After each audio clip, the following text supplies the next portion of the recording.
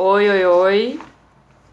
Já tô gravando do celular. Nem sei se vai rolar esse vídeo, se vai dar certo. Se dar certo, eu vou postar. Se não, meu celular não suporta tanta coisa, tanta gravação, tanto conteúdo, né? Enfim, vamos lá. Mas eu queria gravar esse vídeo. Faz tempo que tô com esse conteúdo pra gravar. Vamos ver se hoje rola. Tô pensando como é que eu vou passar esse vídeo pra. Enfim. Bom, vamos lá. Seguinte, quem aí quer ser um iluminado? Sabe aquele filme? Quem quer... Eu tô procurando conteúdo, gente.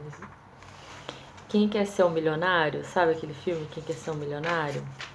Quem quer ser um iluminado aí? Então, é sobre isso que eu vou falar.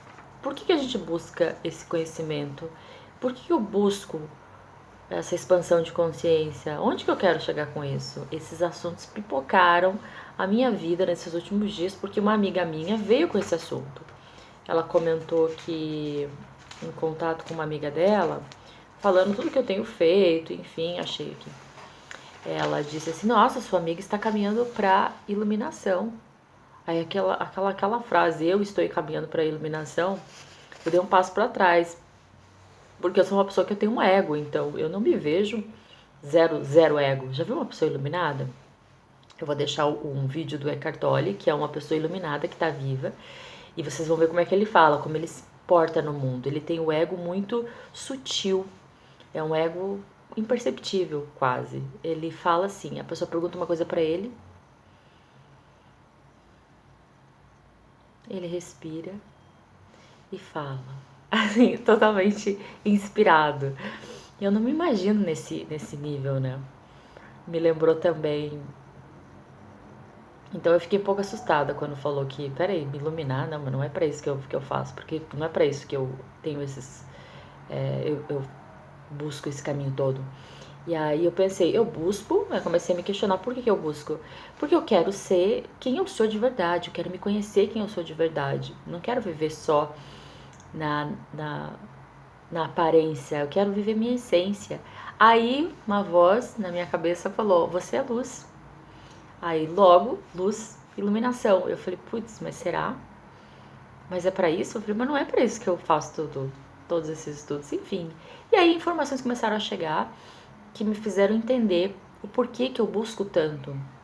Desde criança, gente, eu perguntava para os meus pais achavam que eu tinha algumas características, algumas perguntas que eram possíveis de comportamento suicida, mas não era. Eu perguntava por que as pessoas têm medo da morte? Eu tinha lá uns 5 anos. Por que as pessoas têm medo da morte? Eu pensava, vai que tem coisa melhor do outro lado. Olha só, pensando. E eu via que era uma recorrente, as pessoas têm medo da morte.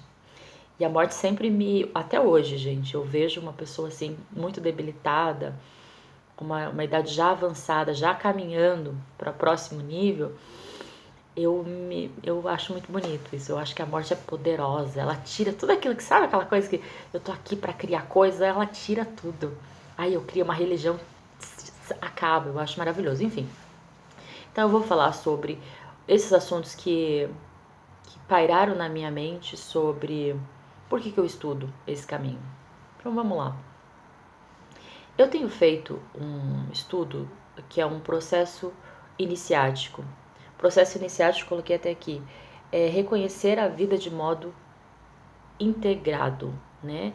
Nesse processo iniciático, então, são várias, dependendo da filosofia que você queira seguir, você aprende quem você é. Então, nesse caminho que eu tenho feito com o Matias de Stefano, eu vou deixar aqui embaixo o primeiro vídeo desse caminho iniciático dele, ele gravou em 2000, tá aí gratuito na internet para quem quiser.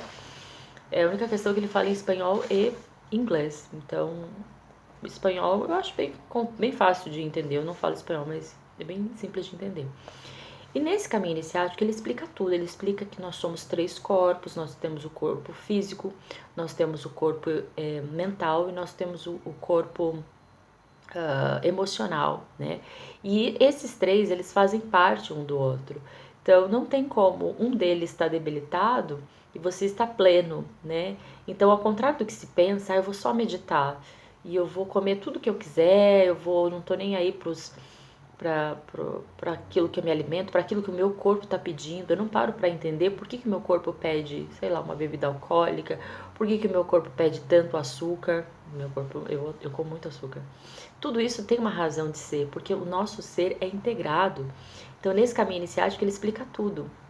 E uma das explicações que vem de encontro àquilo que eu estava questionando sobre a finalidade desses estudos, ele explica que o que há no microcosmos, há no macrocosmos. Assim como a Terra abriga uma semente e ela precisa oferecer minerais para essa semente, nosso corpo abriga uma semente e ele precisa oferecer minerais para esse espírito, entende? Minerais, o que tem lá na Terra, gente, de fósforo, ferro, magnésio, potássio, sódio, sabe isso que existe lá na Terra? Existe no teu corpo, você sabe disso. Existe também no teu corpo. Teu corpo e a Terra são os mesmos, entende? Então esse estudo é muito interessante porque nós somos, sabe aquela teoria da Bíblia que diz que nós somos barro e nesse barro houve o sopro do Espírito, né? É exatamente isso. Nós somos barro, nós somos pedra, porque nós somos da natureza. Então, e a gente carrega um espírito que ele só se desenvolve quando ele tem uma terra propícia, que foi aquela parábola da semente que Jesus conta, né? A semente ela é lançada. Poucos escolhem ouvir, né? Tem também aquela muitos convidados, mas poucos resolvem escutar, né?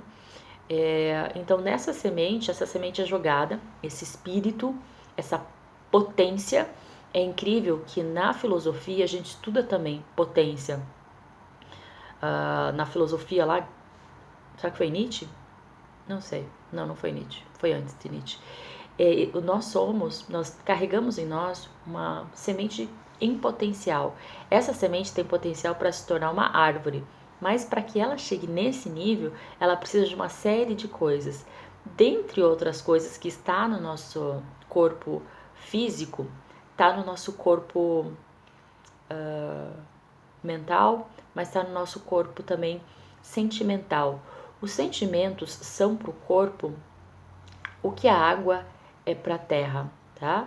Então, se você não for equilibrado, se você não tem capacidade de equilibrar as suas emoções, sentimentos e emoções. Sentimentos nada mais são do que emoções que você consegue ter consciência, tá? Então, quase a mesma coisa. As emoções. Então, se você for capaz de equilibrar suas emoções, você vai dar água para essa semente de forma equilibrada. Ela vai poder se desenvolver. Então, ao contrário do que se pensa, para desenvolver esse espírito, que é uma semente em potencial, não é só meditar. Tem que ter uma coerência nesses 3 níveis. Então, nesse caminho iniciático, eu tenho aprendido isso e tem sido incrível, tem sido maravilhoso, tá? E tem me feito entender muito que tudo está correlacionado. Aí você começa a respeitar mais, você começa a trazer para consciência, que a minha frase, a minha palavra é trazer para consciência. Consciência é tudo, gente. Consciência, uma pessoa inconsciente, ela é moldada pelo meio em que ela vive. Quando essa pessoa se torna consciente, ela é capaz de moldar o meio em que ela vive. Tamanha é o potencial que a gente carrega dentro da gente. Esse potencial, essa semente, ela tem um potencial enorme, tá? Mas ela precisa encontrar terra fértil, como diria lá as escrituras, né? Então, assim, nesses vários estudos tem essa simbologia, esse simbolismo da terra sendo nosso terra, né? Um sopro divino dentro de um barro. E um outro momento desse curso que eu aprendi, que eu achei magnífico, ele explica sobre o caminho do herói, o percurso do herói. Eu falei sobre isso em outros vídeos. O caminho do herói, gente, é algo muito interessante, porque eu percebo assim, esse questionamento que a gente traz acerca da vida, que eu com 5 anos questionava, por que as pessoas têm medo da morte? Algumas pessoas questionam também, esse é um momento muito importante, como eu disse, que a gente está na linha do tempo. Se a gente consegue, tem capacidade de se questionar e se conectar a algo que é mais sutil, né? Você foi capaz de pensar na semente. Então você está num processo de expansão de consciência. E nesse momento é muito interessante porque a gente pensa que, não, esses pensamentos loucos, filosóficos, eu tô tendo, eu vou ter que buscar. Sim, você vai ter que buscar. E quando você busca, você encontra. Porque você não foi a primeira pessoa que questionou sobre isso.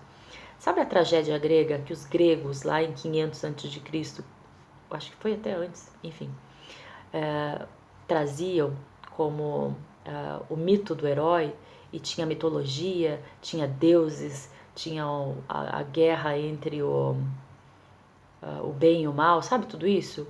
Isso tudo um simbolismo de coisas que acontecem dentro da nossa psique, ou seja, eles já estudavam o sentido da vida, eles já se questionavam. Eu trago isso porque já existem informações aí disponível, né? Vai depender daquilo que você se conecte mais. Dá o exemplo de Freud, por exemplo. Freud, quando ele estudou milhares de pessoas e conseguiu trazer uma abordagem que fosse capaz de entender a mente humana, ele conseguiu isso através de um número, sei lá, mais de 1.000 pessoas. O que quer dizer que, diferente do que você pensa, apesar do seu caminho no mundo ser muito isolado, você é a única pessoa que sente o que você sente, você não é muito diferente dos outros.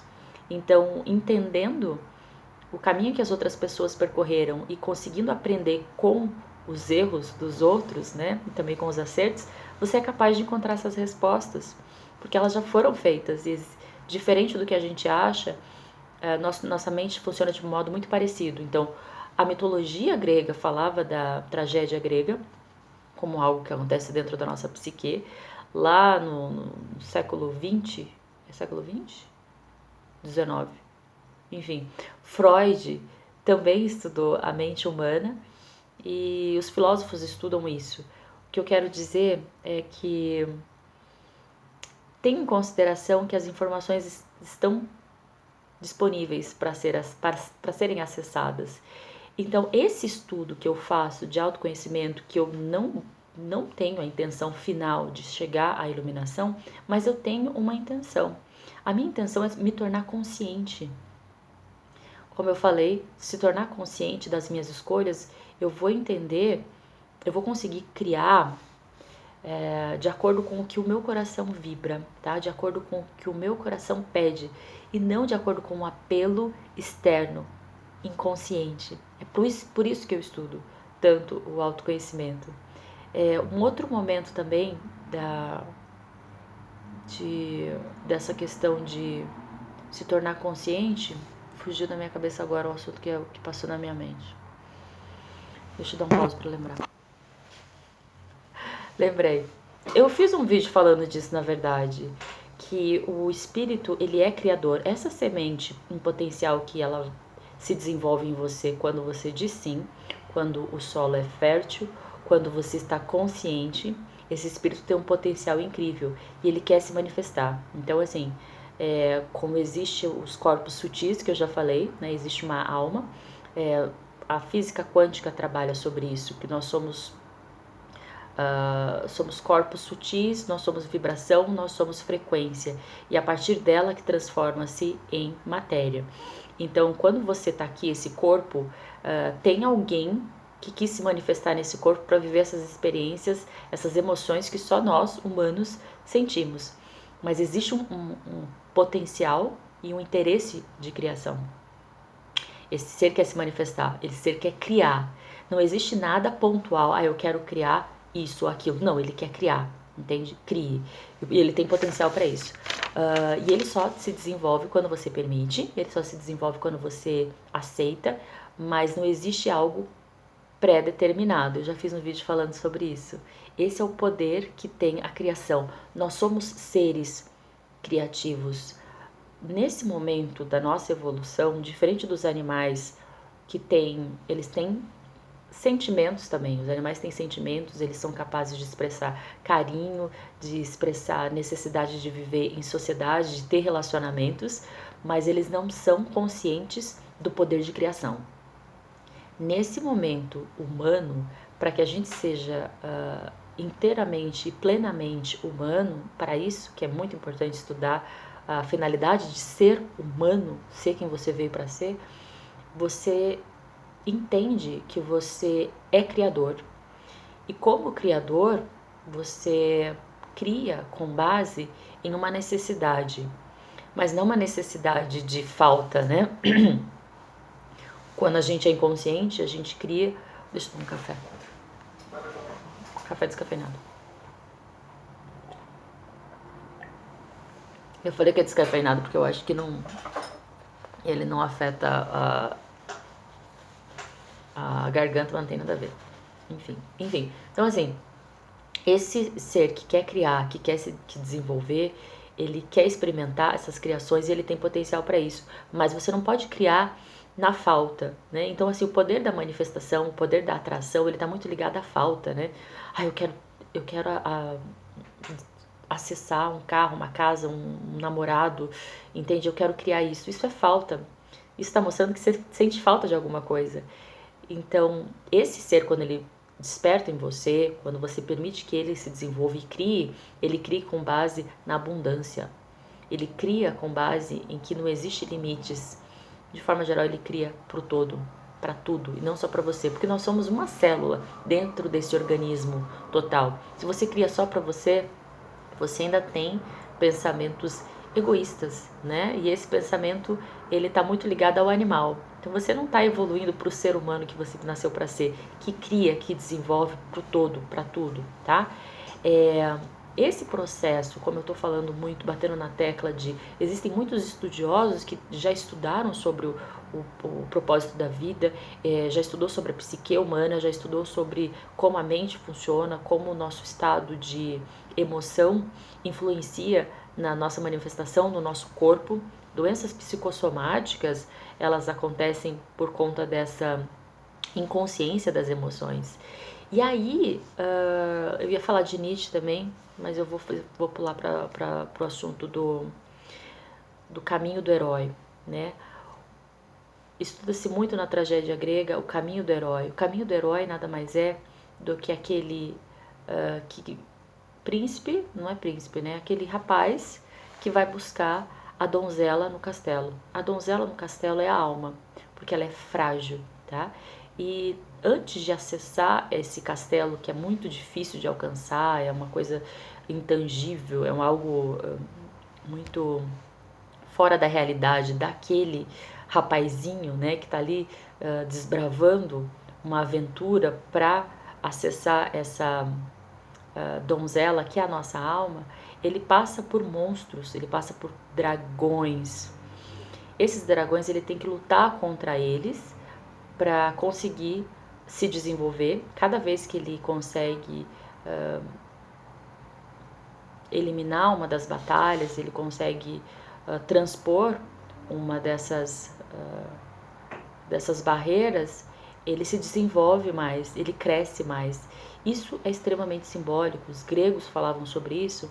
Os dragões nada mais são do que elementos que a gente mesmo cria para proteger essa alma que é tão sutil, que é tão frágil.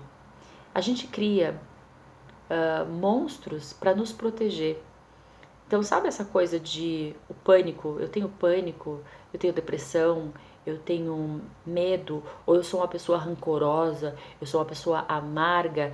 Isso nada mais são do que dragões que você criou para se proteger.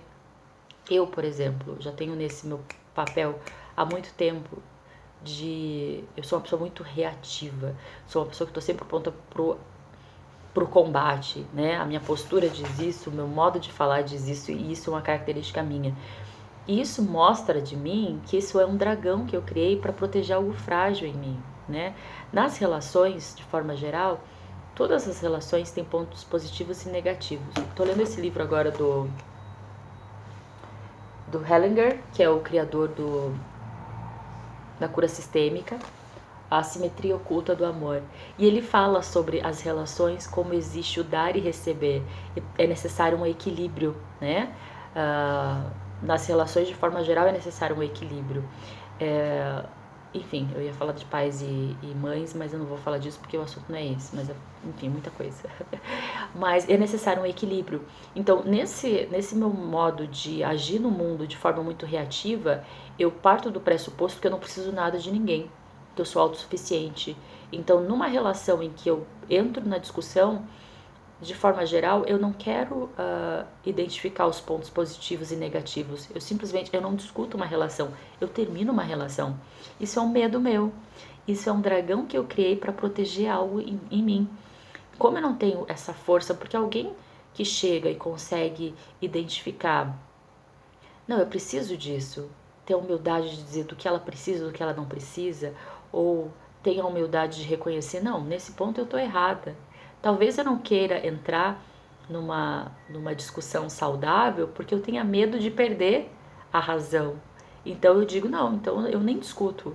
Isso é um dragão. Então, assim, o dragão da nossa vida, diferente do que a gente pensa, que essa história de matar um leão por dia, a gente não elimina os dragões por meio da força, por meio da brutalidade, por meio da astúcia, é olhando o dragão nos olhos. Isso é o que a mitologia grega falava, da tragédia grega. Você só é capaz de transpor esse animal feroz que você criou quando você olha ele nos olhos. Quando você encara ele nos olhos, você vê você mesmo ali dentro dos olhos desse dragão. Você se reconhece. O dragão nada mais é do que uma figura exposta de algo que existe dentro de você, que você não é capaz de ver. Por isso, daquela velha frase, perdoe os seus inimigos, porque eles são o seu salvador. O curso Milagres fala muito disso. Se não houvesse ali aquele dragão, você não ia conseguir olhar no olho. É como uma... Já ouviu falar que uma hemorragia interna é muito mais nociva do que uma hemorragia externa? Porque a hemorragia externa, você está vendo sangue ali, você, poxa, é o que o nariz, vamos cuidar aqui, está saindo sangue, então tem um problema aqui. Agora, quando a hemorragia é interna, a possibilidade de você encontrar essa debilidade é muito difícil. Isso acontece com o ódio, isso acontece com todas as emoções negativas na nossa vida. Se existe alguém que te desperta esse sentimento, ele está te sinalizando que tem algo em você que precisa ser visto. Essa é uma fratura exposta. Dê graças a Deus que a fratura é exposta, porque você não é capaz de curar É muito mais difícil curar uma fratura quando ela não vem à luz, quando ela não é vista. Eu estava trabalhando as questões de perdão e eu lembro que eu ouvi uma pessoa falando assim: ah, não, eu perdoo, eu sou uma pessoa boa, eu perdoo, mas ela tinha doença somatizando no corpo. Havia doenças de pele, entre outras coisas que somatizavam. Ou seja, você querer dizer com a mente que está tudo bem e o teu corpo está em contradição, algo ali não foi curado realmente. Você não foi capaz de olhar para aquela situação, olhar nos olhos do dragão e entender por que eu passei por essa situação. Não é só perdoar, é reconhecer por que eu dependo tanto dessa situação. Porque eu tenho situações de dependência, situações de necessidade excessiva de algo externo. Tudo isso está sinalizando que tem um dragão para você olhar no olho. Não é combater e não é fingir que ele não existe também. Porque ele vai, eu vou fingir que ele não existe, ele deixa de existir. É muito interessante todo esse simbolismo da tragédia grega, porque ele fala de algo que Freud fala, que Jung fala. Trazer para a consciência, ser capaz de olhar e falar, eu sinto isso, eu vejo isso me incomoda. É o primeiro passo para a cura. Esse é o primeiro passo para você transpor a barreira das feras. Eu já fiz um vídeo falando sobre isso, solte suas feras. E acessar a sua alma. A pessoa que acessa de forma real a sua alma, que é muito difícil, de forma geral ela atinge aquilo que o Nietzsche falava, que era o processo final da evolução do homem. O primeiro é o camelo, ele falava que tem 3 arquétipos, são 3 símbolos. Não sei se ele fala de símbolo. O primeiro é o camelo. Você vive nesse mundo como se fosse só matéria. Você não entende que existe algo a mais, algo sutil. Então você vive igual um camelo. Esse é estar inconsciente no mundo. As pessoas te controlam. O meio em que você vive diz o que você vai fazer, e você faz aquilo que as pessoas esperam que você faça, sem ouvir a sutileza da semente que está em você. Esse é o momento camelo. Depois é o momento leão. No momento leão, você percebe que, peraí, não tá certo isso. Tem alguma coisa errada. Por que eu sou dominado por essas forças? Tem que haver outro jeito. Esse é o momento leão. Aí você quer lutar contra essas forças. Você quer lutar contra esse dragão. Terceiro e último momento é o momento da criança. Quando você acessou a sua alma. Você entende que você não precisa fazer nada. Você entende que você não precisa lutar contra nada. Se algo existe, você olha nos olhos e você consegue transpor qualquer barreira por meio da aceitação. A aceitação não significa ser passivo ao que te acontece. A aceitação é reconhecer que isso existe em você. E só quando você reconhece que algo existe em você, negativo principalmente, mas positivo também, quando existe algo positivo, você é capaz de transformar e ter novas ideias a partir dessas sensações positivas. É se apoderar daquilo que você tem, é não ter vergonha de ter pontos positivos, entende? A gente tem uma crença de que a gente tem que ser modesto, até certo ponto você tem que ser modesto, mas aqueles dons que você tem, ele tem que ser desenvolvido, trabalhado e oferecido para as pessoas, não tem que ter vergonha. E os pontos negativos ainda mais, porque esses pontos negativos te limitam a chegar onde você tem que chegar, que é na sua alma, que Nietzsche chama do momento da criança.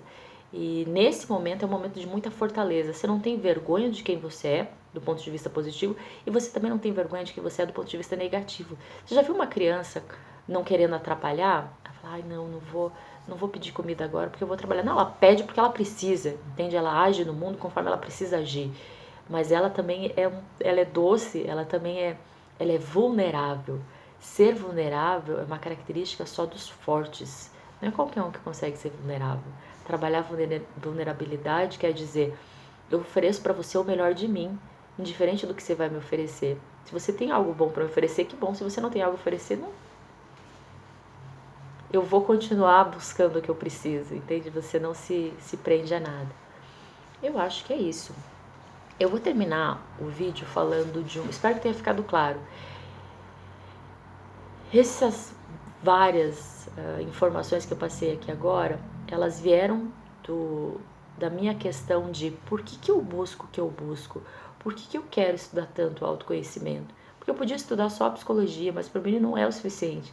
Eu gosto de estudar mitologia também, porque tudo está relacionado. Eu gosto de estudar as diferentes abordagens dos diferentes filósofos e psicólogos, porque cada um tem algo interessante, mas está tudo muito relacionado, muito ligado.